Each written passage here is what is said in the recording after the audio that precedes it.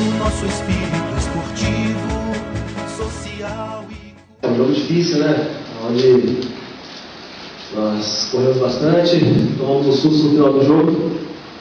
E eu sinceramente achei que no momento que nós estamos no gol com o jogador a menos, eu achei que seria quase impossível nós conseguirmos o gol e consequentemente a classificação. Mas graças a Deus o time superou, correu, acho que mais até do que nós oitaríamos, e graças a Deus conseguimos classificação.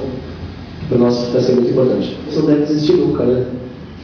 Que o jogo de ontem, onde estava tudo desfavorável para nós, e a gente conseguiu um gol no último minuto, no apagar das luzes ali, onde muita gente achava que já estava perdido, e mostrou isso para a gente. Acho que mostrou que a gente tem que lutar até o final, que apesar da adversidade estar com o jogador a menos, que se a gente se doar, se dedicar, com certeza Deus abençoe e a gente consegue uma vitória, classificação consequentemente. E a gente tem que usar essa vitória como espelho para não só para a Copa do Brasil, mas como para o Campeonato Mineiro também. Espero que o jogo contra o Boa agora seja um jogo mais tranquilo, onde a gente consiga já dominar o jogo, consiga fazer o placar, até para a gente poder, se tiver com um bom placar, poder administrar e não precisar se desgastar tanto quanto no último jogo. A gente já vendo uma sequência de jogos difícil, onde o time vem desgastando bastante.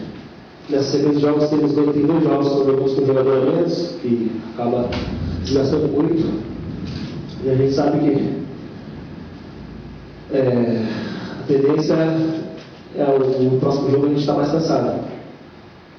E agora é descansar, como o professor Bruno vem falando, não tem que treinar muito, agora acho que o mais importante é o descanso.